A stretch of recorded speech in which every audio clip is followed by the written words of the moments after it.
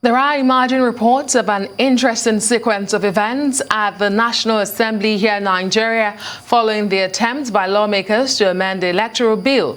Well, for the latest, we are being joined by Rise political editor Sumner Sambo, who's been monitoring development there. Sumner, a rowdy session on the floor of the Senate. Bring us up to speed. Yes, it's a rowdy session here, not just only in the Senate, but also in the House of Representatives.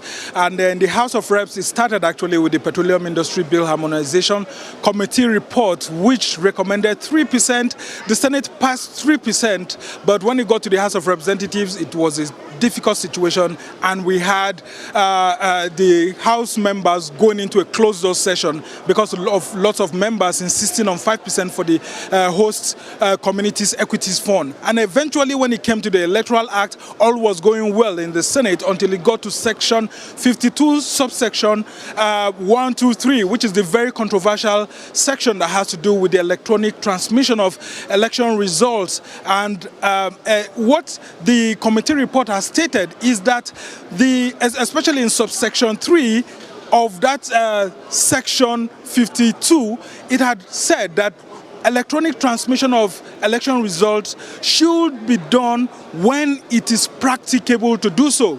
But eventually a senator representing Niger North, who is the Deputy Majority Whip, Senator Abdullah Isabi, actually stood up to amend that section 52 subsection 3 to now read that before electronic transmission of election result is done, there must be an approval from the Nigerian Communications Commission that there is good network in specific localities, and that when there's that approval will then be sent to the National Assembly, who will now approve for INEC to allow for the electronic transmission of result. And a lot of federal lawmakers here were very angry at that amendment, saying that will the National Assembly be in session on election day? And so that led to a lot of uproar. But the Senate president now decided that it should be put to vote. And when the president of the Senate, Ahmed Lawan, put that section to vote, a voice vote, then eventually those who wanted that amendment for NCC to have an approval and the National Assembly to give approval before electronic transmission of result is allowed took the day. And that provoked a lot of debate, a lot of uproar. Many senators stood up from their seats. Many of them walked out, threatening that they were going to leave the chamber, but the Senate president called for caution, and eventually they did not come out. But journalists were asked to leave the floor of the chamber. Specifically, the video journalists, the cameramen were all asked to vacate the chamber. A rowdy session then continued up until a cameraman left the chamber. And as you can see around the National Assembly right now, the senators are all in a closed-door session. Their aides are all out everywhere around the National Assembly here, and I'm just going to take you around. That's the Senate wing you're seeing right now.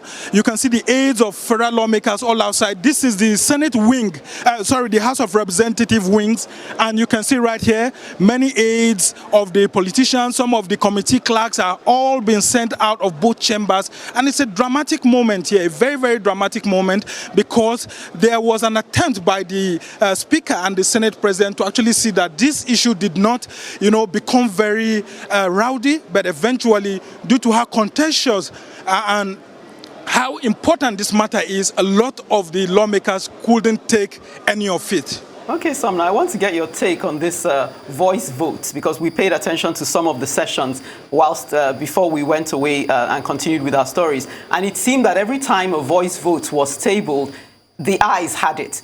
So it always seemed to depend on whether you were the one proposing the motion. The ayes always tended to have it, even when the nays shouted nay. Is that your own perception?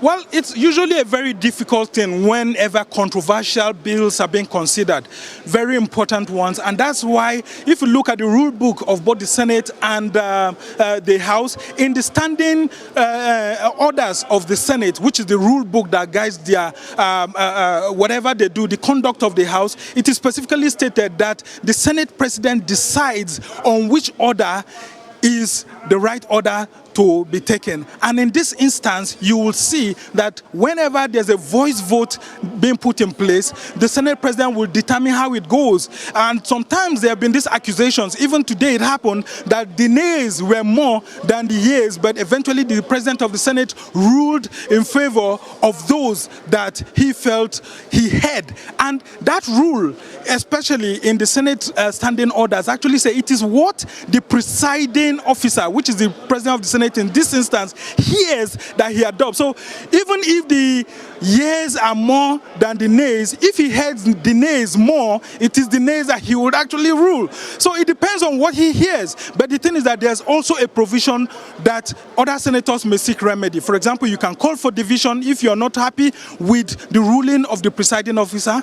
And then when you call for division, each senator will stand up and be counted based on what he or she agrees or doesn't agree. And eventually, a lot of the senators were back calling for a division, which will mean that all those who are for a particular issue, like in this instance, electronic voting, will go to the right, and those who are against will go to the left. But eventually, the President of the Senate appealed for calm and appealed for them to behave as elder statesmen, and eventually they had to go into closed-door session. So the rules actually also call for electronic voting within the chamber itself. But most times, the electronic voting is usually taken when it has to do with constitutional voting on constitutional matters, which says that if you are voting on constitutional matters, it is 4/5 of members, not 2/3 or 1/3. We're not trying to preempt what this closed-door session is going to resolve, but we have seen clauses today receive 2 amendments. Are we likely to see that scenario for this clause 52 subsection 3 that has now become controversial? And I was also asking you, as a political editor, one who has covered election cycles in Nigeria, several election cycles, what is the import of this for INEC to transmit electronic results electronically when and where practicable? What does that even mean?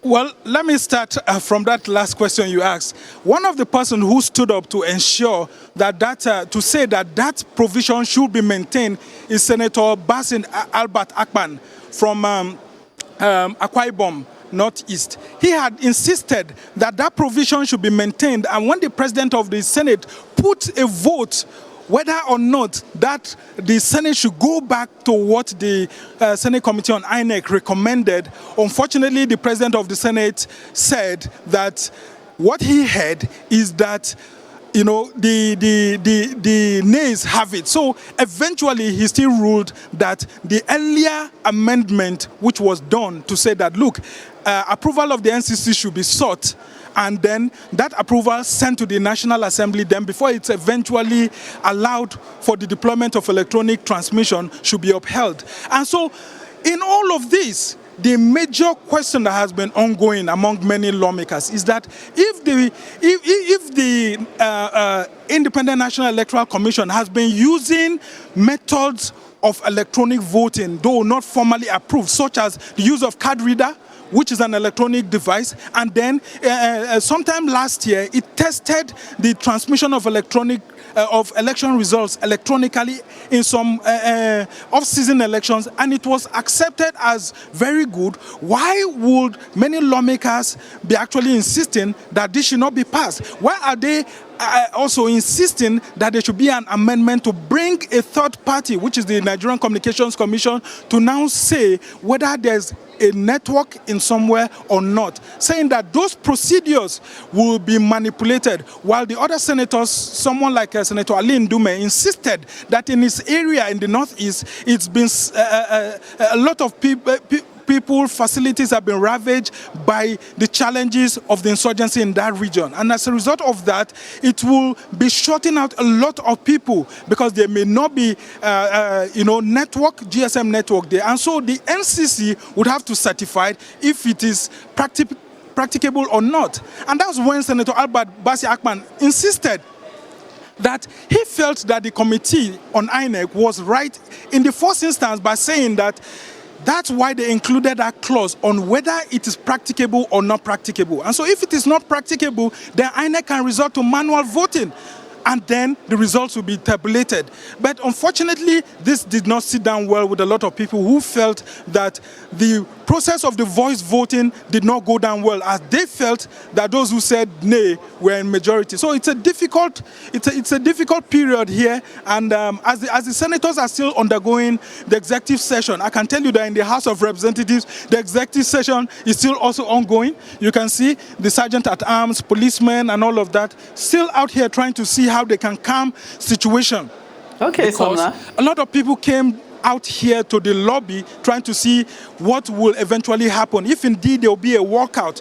But the President of the Senate and the Speaker have tried to stop lawmakers from walking out of both chambers so that they will see if they can contain these grievances within closed doors. Okay, Sumner, you say it's a difficult session, but for some watching, they may be wondering, where is the difficulty? But we wait to find out. But just to ask, usually when they have these closed-door sessions, what's the process? What's the procedure? What tends to happen to the press? At what point do they call you in? Do they then give you a summary of what was discussed? How does it play out?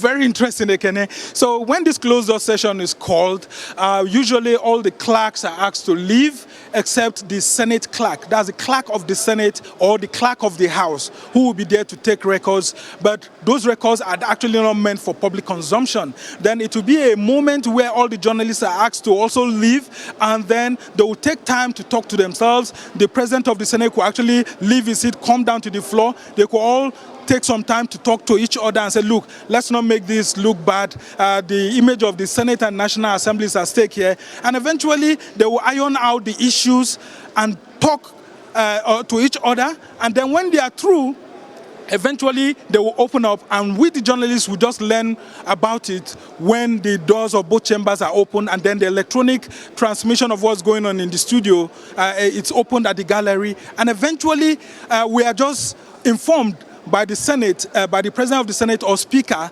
that he will now ask them a question that all that we discussed, is it in the interest of the Senate and the interest of the Federal Republic of Nigeria? The lawmakers will answer yes. And then eventually they won't tell you what happened. And it's usually a very difficult period for journalists, because we will then have to use our investigative journalism skills to go after plenary to meet some of these lawmakers and start asking them, what did you hear? What took place? Some of them may oblige us, some of them may not oblige us, but there is usually no official information made available to journalists. Well, thank you so much for the very difficult job you're doing there for us at the National Assembly, bringing us up to speed. Sumner Samuel, political editor for Arise News. Thank you.